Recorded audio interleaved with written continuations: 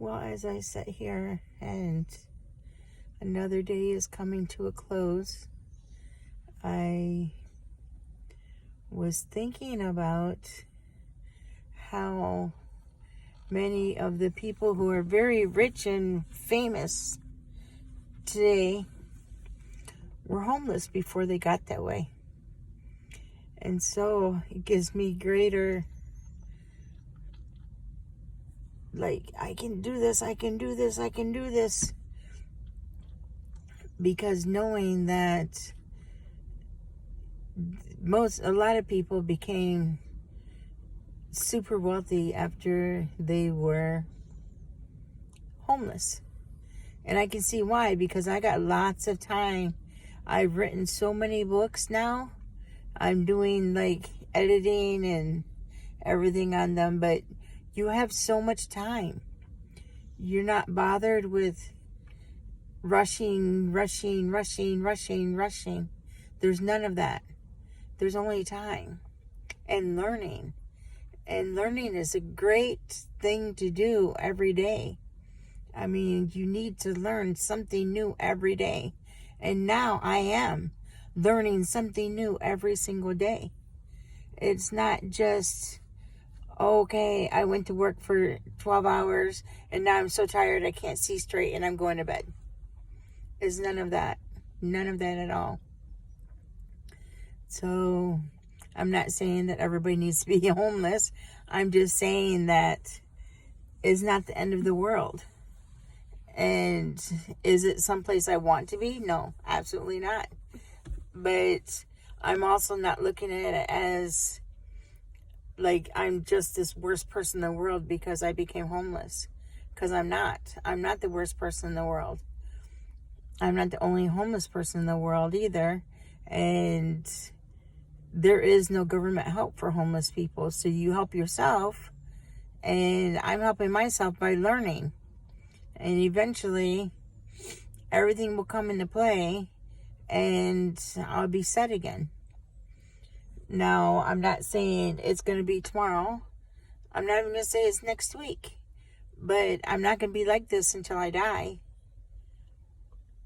But it is definitely a learning experience. You do learn a lot. I went through a lot of emotional baggage. And I feel like I have more to go through. Because just talking about it, when I get to the emotional stuff, I'm tearing up. Because there's a lot of emotions that I've suppressed because I was too busy working. I couldn't deal with them. So, I know why now I became homeless. And I know things that I have to deal with. No, it's not easy. And no, it's not easy without anybody's help. But I do have a couple friends that are also homeless. And so I can talk to people and bounce ideas off people. My one friend, she does odd jobs, and I try to do some jobs with her, but I just can't. I can't stand enough. My legs don't work like that anymore, unfortunately. So I need something where I can sit down. So that's the jobs I'm learning now, to sit down and maybe I don't have any clothes to wear to something fancy, but if you need a babysitter or something, or a caretaker, or you just need a friend, I'm always available for you. My door's always open. Literally, my door is always open. Literally. You lose a lot of weight because you don't have anything to eat. So you lose a lot of weight and you gain a lot of knowledge and you get a lot of sun And so I'm darker than normal because usually I'm not this dark. But pretty soon I'm going to have to buy all new clothes, and so I'll have to get money, pretty soon so that I can get new clothes. Because all my clothes are, even the clothes that used to be tight on me are now baggy on me. Even this coat is really big on me now. It used to be really tight. And now it's like super big. Super big. Now I need another one. But I've needed another coat for a long time. It's not going to sustain me for the winter. That will be, it's right around the corner. But I know eventually I'll have everything that I need. Eventually I will have it. So I'm going to start a series on the effects of childhood trauma on the adult. And that's what I've been learning, and that's what I've been going through right now. And I thought I've dealt with enough because I've cried so many times throughout the years. I have forgiven everybody involved. So it's not that, it's because I don't forgive people.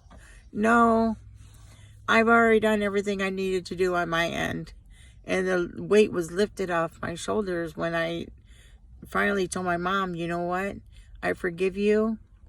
It's not that we can have a very loving relationship, because we never had a very loving relationship. But I do forgive you. So if she died today, it'd be okay because I did forgive her. So... But I want to go through this, and maybe it can help somebody else. Because for years I thought I was all by myself. I've always been different in my family, and I'm sure that a lot of you who went through the same trauma that I went through as a child always felt different as well.